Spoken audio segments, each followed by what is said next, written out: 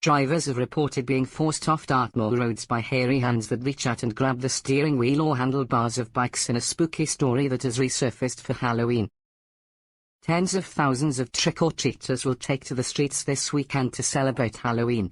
Many people will be stocking up on sweets, decorating their homes or adding the finishing touches to their costumes. We celebrate Halloween on October 31st each year, an event that dates back to the ancient Celtic festival of Samhain. Costumes were worn to fend off evil spirits as the ghosts of the dead return to Earth.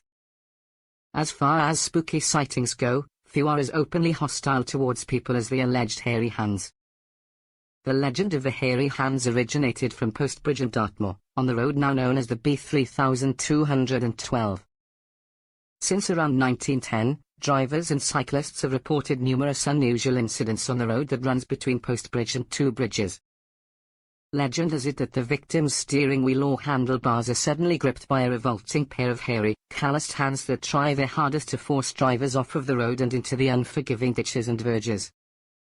The experiences remained nothing more than a local mystery until June 1921, when the hands allegedly claimed their first victim. E.H. Helby, medical officer at Dartmoor Prison, was killed when he was unable to control his motorbike. His two daughters were travelling in the sidecar and survived. They recalled hearing their father shouting at them to get off the bike as he wrestled to control it. Just a matter of weeks after Helby had died, a coach driver reportedly lost control on the road, and several passengers were thrown out of their seats. The story first became known nationwide in August of the same year when an army captain reported his motorcycle had been forced off the road by a pair of invisible hands.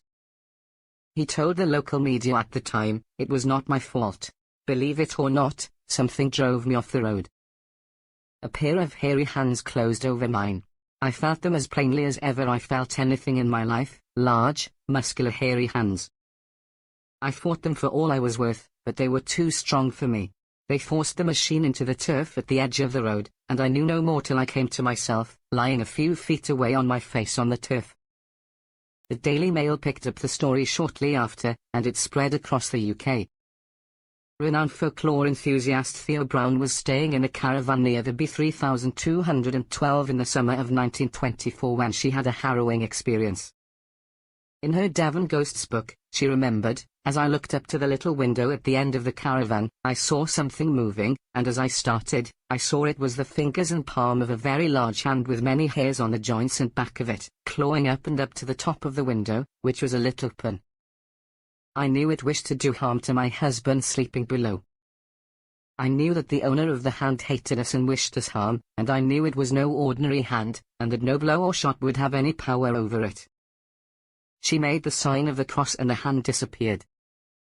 Another eyewitness, Florence Warwick, encountered the hairy hands in 1962. Devon Live reported she said, "I looked up and saw a pair of huge, hairy hands pressed against the windscreen.